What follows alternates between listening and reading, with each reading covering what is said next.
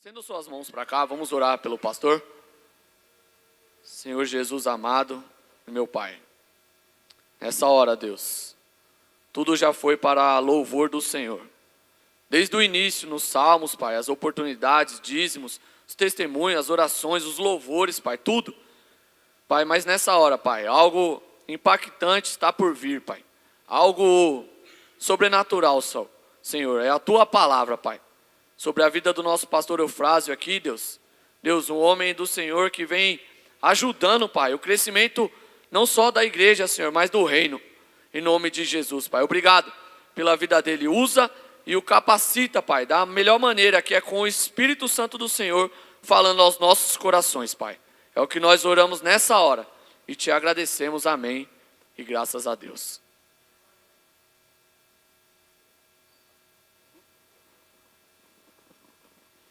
Noiva do Cordeiro, adornada e remida, eu te saúdo com a graça e a paz do nosso Senhor e Salvador Jesus Cristo. Eu não quero nenhum sinal de religiosidade, mas eu peço humildemente que você feche seus olhos, ponha a mão no seu coração e respire profundamente. Eu quero que você escute um pouco o seu coração.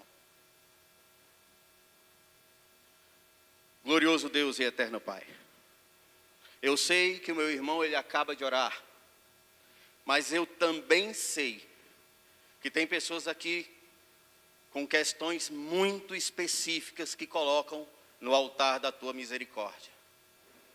Nós estamos aqui falando de missão, contudo, todo filho de Deus é um missionário no seu testemunho.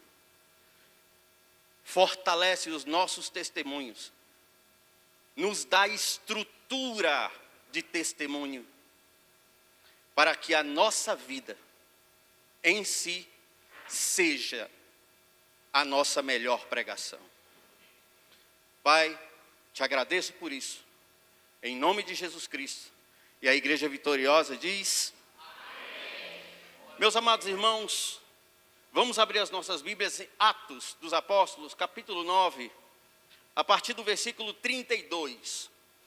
E antes que você leia essa passagem comigo, eu queria fazer um pedido. Vamos ficar de pé um pouquinho em reverência à palavra. Mas você vai repetir um negócio comigo que você vai entender depois, no decorrer da mensagem.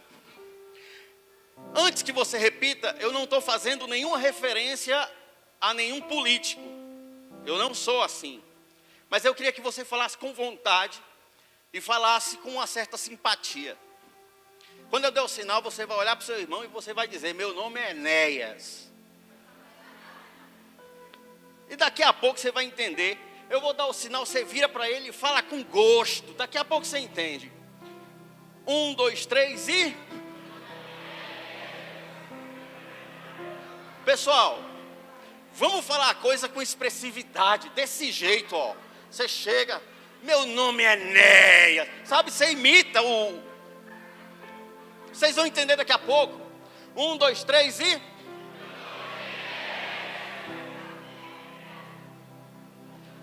Para quem não sabe, Enéas significa aprovado.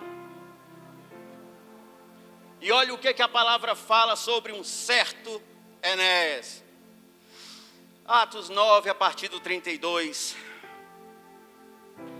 E aconteceu que, passando Pedro por toda parte, veio também aos santos que habitavam em Lida. E achou-se ali um certo homem chamado Enéas, jazendo numa cama havia 8 anos, o qual era paralítico. E disse-lhe Pedro: Enéas, Jesus te dá saúde. Levanta-te, toma tua cama. E logo levantou. E viram-no todos que habitavam Lida e Sarona, os quais se converteram ao Senhor. Os quais se converteram ao Senhor. Eu tenho uma notícia para te dar. A tua posição, a tua oração e a tua provação geram conversão. Podeis assentar. Eu acho interessante, e todas as vezes que a palavra ela me dá uma medida de tempo, eu gosto de considerar o antes, o durante e o depois deste tempo. Enéas era um homem que não tinha nascido paralítico. Por alguma razão, ele ficou paralítico. E durante 8 anos ele ficou naquela cama. Eu queria que você agora mergulhasse junto comigo na alma de Enéas. Durante muitas noites, Enéas, ele lembrava do tempo que caminhava, do tempo que trabalhava, do tempo que ele se sentia livre. Ele lembrava de tudo aquilo que ele conseguia fazer e de repente, ele estava numa cama, paralisado, e a vida dele naquela sensação de que tudo está indo por água abaixo. E o interessante é que quando nós passamos pelo deserto da vida, a gente pensa que a coisa é só com a gente. Nós temos a mania, vamos dizer assim, ou o hábito de pensar, é uma coisa comigo, Deus está trabalhando só em mim, é uma coisa que Deus permitiu para gerar algo em mim. Mas nem sempre é só isso. Muita gente te olha, muita gente te vê, olhares silenciosos, com expectativa, às vezes com crítica, pessoas que não estão preocupadas em saber de um sofrimento parecido com o que Enéas passou. Eu queria que você lembrasse do que você está passando agora. Passa limpo a tua vida comigo agora. Se você quiser, feche teus olhos. Mergulhe um pouco na tua realidade, no teu presente, tuas orações, tua busca, tuas lágrimas. E uma pergunta que vem muito quando a gente está nisso: por que isso está acontecendo comigo? Por que acontece isso comigo? E a solidão das dúvidas, a solidão de tantas indagações, muitas vezes nos atacam, nos oprimem, nos arrancam lágrimas, nos fazem repensar coisas, posições e valores da nossa vida. Assim estava Enéas, e eu acredito que assim devem estar alguns de nós nesse momento. E eu vou repetir: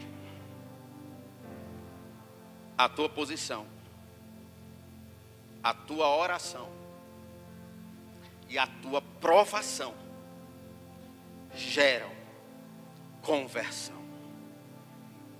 Você, no meio do seu sofrimento, você é um missionário de Deus, usando teu testemunho para pregar para pessoas.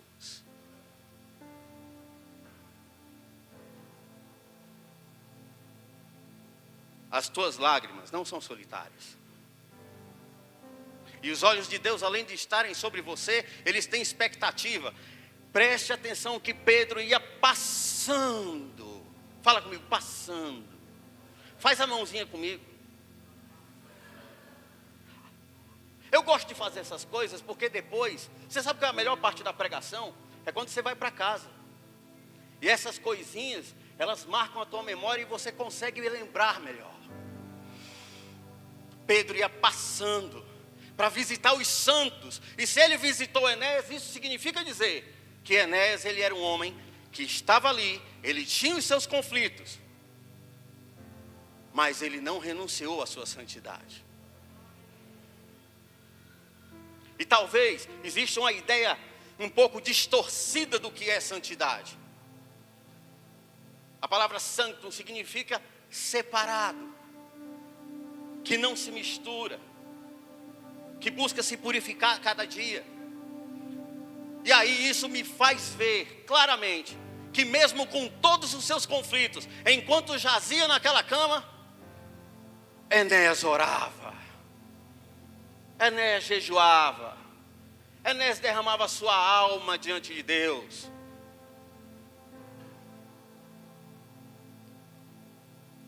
Se você orasse a metade do que você deveria orar, a sua vida era diferente.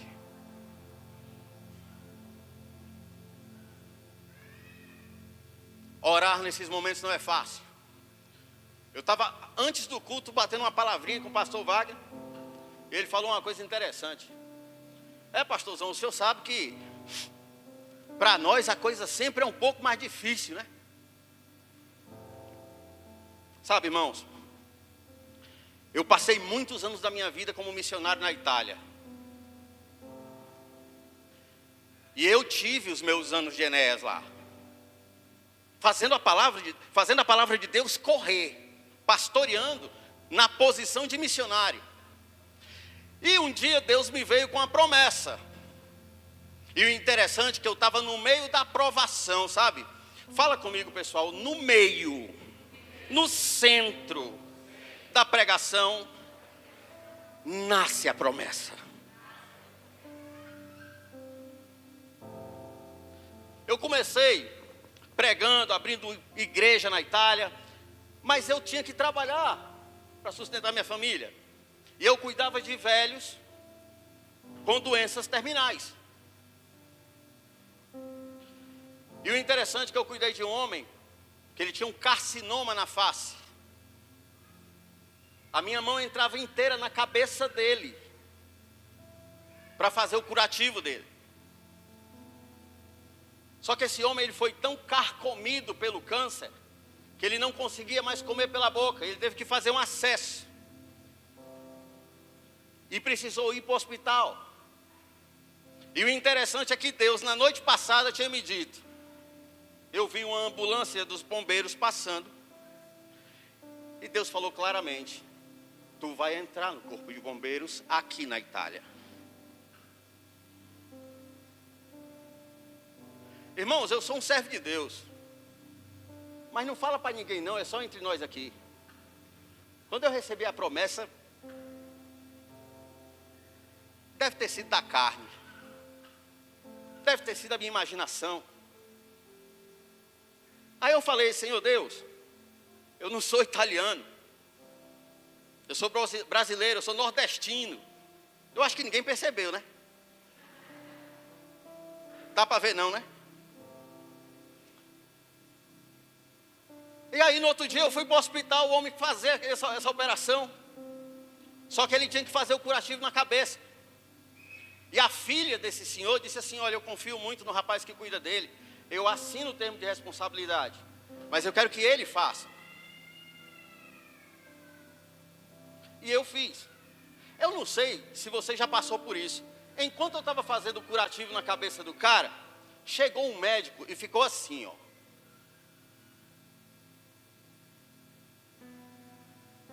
Eu estava me sentindo um animal no zoológico. O sujeito olhando para mim. Eu me senti incomodado com aquilo, sabe? O homem olhando, e olhando assim. E olhava para o serviço e olhava para mim. Aí eu terminei, aborrecido, que eu não gostei daquilo. Eu disse: com licença. Eu ia saindo, ele: pera aí um momento. Eu estou precisando de um homem com você para um certo trabalho. Qual é a sua condição no país? Ele disse: não, eu tenho visto permanência, eu não sou cidadão. Aí ele falou assim: me dá o teu passaporte, o teu permissão de ônibus, eu vou bater xerox. E eu quero que você compareça à base de Avezzano. Você vai fazer uma pequena prova. Você vai fazer o treinamento, mas você vai entrar no corpo de bombeiros da Itália.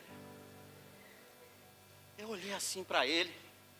Aí eu disse: senhor, eu cuido desse senhor aqui.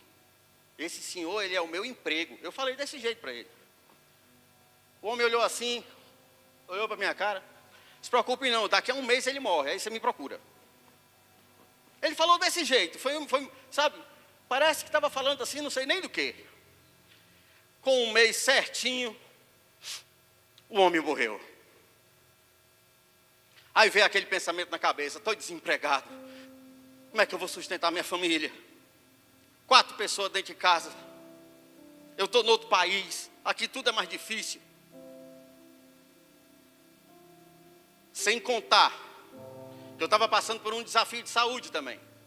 Aquilo foi os meus anos de Enéas. Eu disse, meu Deus, o que eu faço, né? Aí eu fui lembrado. Você lembra daquele homem que ofereceu para você entrar no corpo de bombeiros? Eu sei. Vai lá, não te custa nada. Meus irmãos, eu fui. Peguei a pasta, botei debaixo do braço. Cheguei na portaria da base. O sentinela com a simpatia. O que você quer aqui? Aí eu vim me inscrever. Veio o quê, rapaz? Se inscrever? Você pensa que é quem? Você é estrangeiro, rapaz, sai daqui. Aí eu disse, não, sabe o que é? É que quem me mandou aqui foi o doutor Gargano, que era o nome daquele médico lá. Pessoal, quando eu falei isso, parece que pulou um leão assim da minha boca. E o cara olhou para mim e disse assim, você é o Eufrásio, né? Aí eu pensei assim, eu vou correr que ele vai mandar para empreender, até meu nome já sabe. Se eu sair aqui, dá tempo de eu pular o muro da estação. Eu pensei desse jeito. Aí ele disse, olha, o Gargano deixou tudo pago para você, a gente está te esperando há um mês.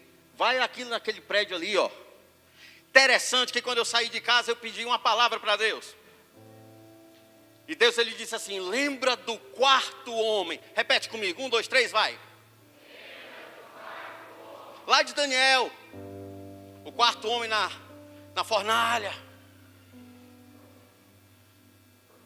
Aí o comandante de dia chegou para mim e disse assim, ó, o Gargano falou muito bem de você, a gente queria te observar um pouco. Tem uma UTI móvel aí, tem 3 pessoas, mas não se preocupa, você vai ser o quarto homem. Fiquei assim, você pode ficar? Eu fico. Eu ia dizer não. Irmãos, eu passei muitos anos servindo, fiz academia de bombeiros, saí como oficial. A promessa, ela entrou no meio da provação. Repete comigo, a minha posição, a minha oração, a minha provação geram conversão.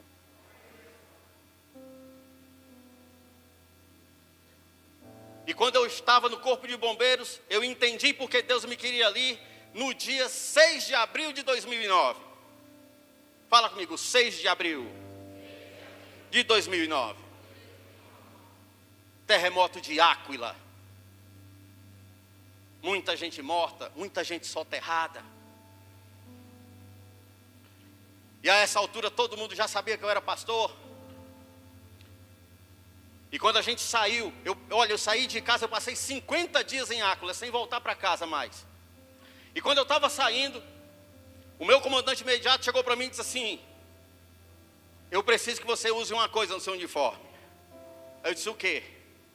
Eu vou te dar o braçal de capelão. Você vai cuidar da cabeça das pessoas e dos soldados também.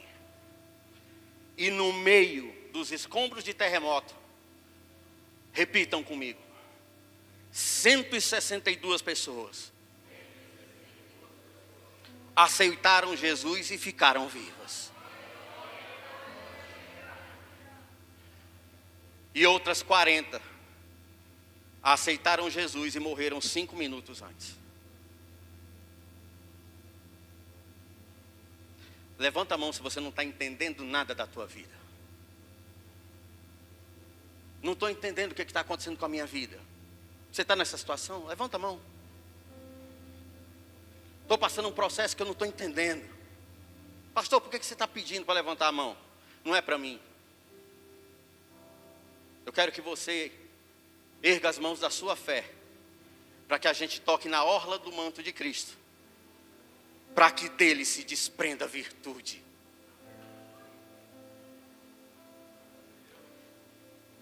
Eu Eu estava no Bombeiros, aconteceu muitas outras coisas. O verão da Itália, para quem não sabe, é mais quente que o do Ceará. O povo morre. E aí um velhinho, repita comigo, um velhinho,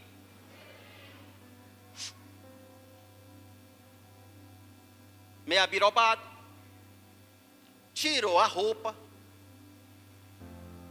foi num campo e pulou num poço, para se refrescar do calor. Chamaram o resgate para tirar o senhor de dentro do poço.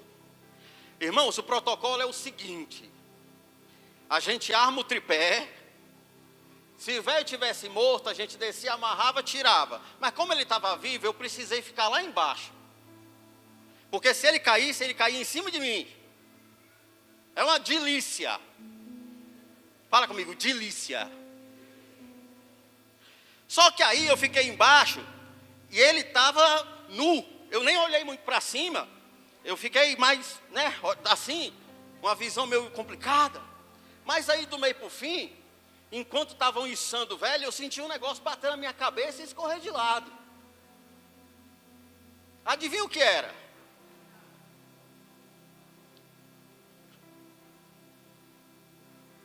A senhora está rindo hoje. A senhora vai vencer. E um dia vão rir junto com a senhora da sua vitória. Porque no dia eu chorei, viu? Rapaz, pois o velho não cagou na minha cabeça. Senti um negócio bater, assim, aquele negócio fofo bater, sabe?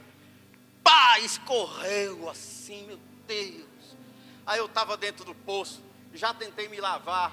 Quando eu voltei para a central, passei 2 horas tomando banho. Fala comigo. Toda aprovação gera fruto.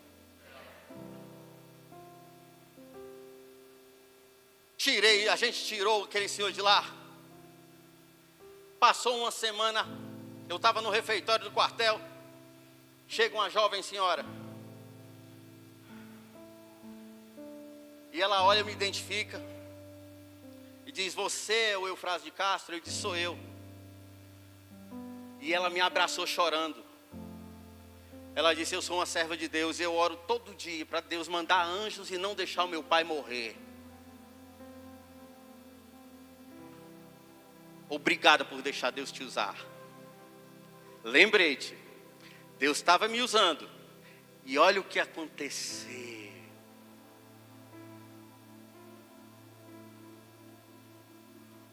Você está concluindo muito bem os teus 8 anos de Enéas. E como toda aprovação tem o seu fruto, olha bem. E disse-lhe Pedro, Enéas, Jesus Cristo te dá saúde. Levanta-te. Interessante que Deus ele nunca usa um verbo autopassivo. Ele só projeta a ação. Deus ele nunca fala, eu vou levantar você. Ele fala, levanta-te. Porque ele já te deu força para fazê-lo.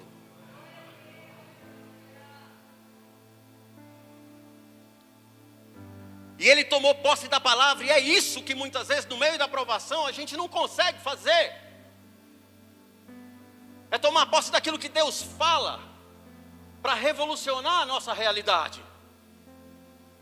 Só que Enéas, ele passou 8 anos orando, jejuando, sofrendo também, mas buscando. E ele aprendeu que a palavra de Deus ela é uma arma espiritual que você usa em oração e não te deixa sozinho nunca.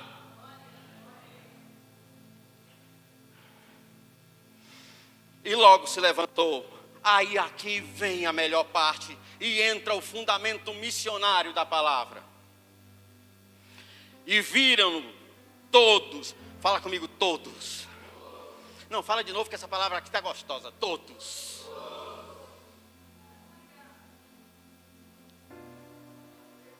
Os que te apoiaram, os que criticaram, os que abandonaram, todos os que habitavam em Lida e Sarona, os quais se converteram a Jesus.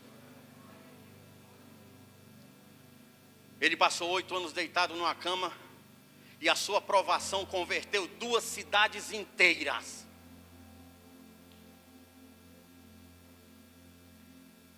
Caminhando, você acha que ele conseguiria isso? Estando em plena saúde, você acha que ele atingiria esse resultado? Porque é na tua fraqueza que eu te aperfeiçoo. Diga ao fraco: eu sou forte. É justamente a tua provação que gera promessa, que gera conversão, que gera transformação. Não é nada sobre você. E se é bem pouquinho, é tudo sobre o propósito. Não olha para o processo. Olha para o propósito. E se você não entende, é melhor ainda. Porque quando você não entende, você exercita uma outra coisa: fé. De acreditar que existe um propósito além da sua consciência e que esse propósito vai dar um resultado que você nunca poderia atingir se não fosse este processo.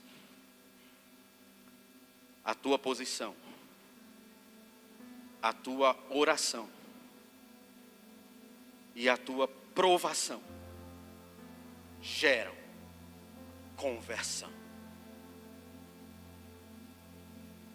Todos os teus sofrimentos e todas as tuas lágrimas formam um arsenal espiritual de graça e poder que vai atingir ou já está atingindo corações. São lágrimas e suspiros que às vezes vão funcionar com a tua família, a pessoa que você ama e que não se converteu ainda. Minha irmã, não se preocupa. As drogas não vão ser o fim dos seus filhos ou do seu filho. Tua aprovação está gerando esta conversão.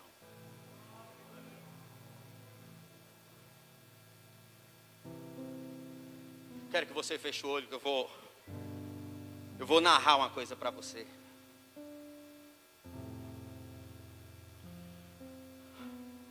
Há 2026 anos,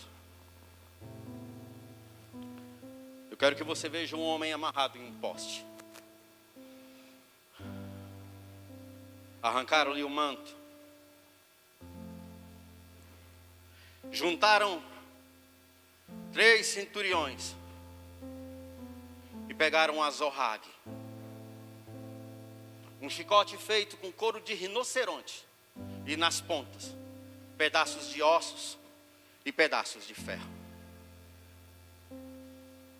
E deram as primeiras 10 chibatadas naquele homem. E cada chibatada, rasgando-lhe a pele e a musculatura, cada vez que batia, a explosão da carne que saía do corpo daquele homem. E ele, como ovelha que subiu ao matadouro, não disse uma só palavra. Mas então deram mais 10. E toda a musculatura das coxas e das nádegas já tinha sumido. Eu quero que você agora olhe para o chão e veja o sangue desse homem. Sinta o cheiro desse sangue.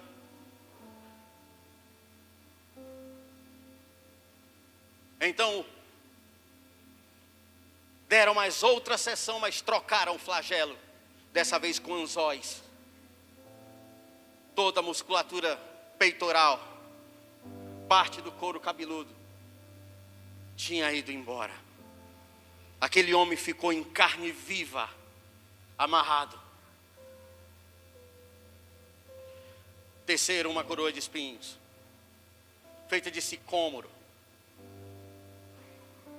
Cravaram na cabeça daquele homem. E ainda quebraram-lhe uma cana na cabeça. Jogaram um manto sobre ele e arrazoavam, dizendo: salve, rei dos judeus. E ele, ainda assim calado, tomou o patíbulo e caminhou, perdendo sangue até o Gólgota. Na hora terça, a cruz foi erguida. E o sangue dele hoje escorre pela tua vida, lavando o teu coração, lavando os teus sentimentos, lavando o teu corpo, lavando o íntimo da tua alma, te lavando por inteiro. Ó Deus, Deus do meu amor, Deus do meu louvor, Deus em cuja presença eu tenho andado, eu apresento essas vidas na tua mão, no altar da tua misericórdia, para que os anos que eles hão de passar sejam anos missionários, porque tudo aquilo que acontece com eles faz parte de um propósito de conversão. Senhor, que essa unção missionária transborde em nós a cada dia. Que sejamos instrumentos potentes nas tuas mãos. E que assim possamos exercer. Porque hoje nós aprendemos contigo que a nossa posição, a nossa oração e a nossa provação, com certeza, geram conversão. Derrama, Senhor, sobre cada um de nós essa graça, esta multiforme graça que abunda em nós. Muito obrigado, Senhor. Muitíssimo obrigado. E essa é a oração que eu te faço pelos meus irmãos, em o nome do Senhor Jesus. E a igreja diz: quero que você escute algo.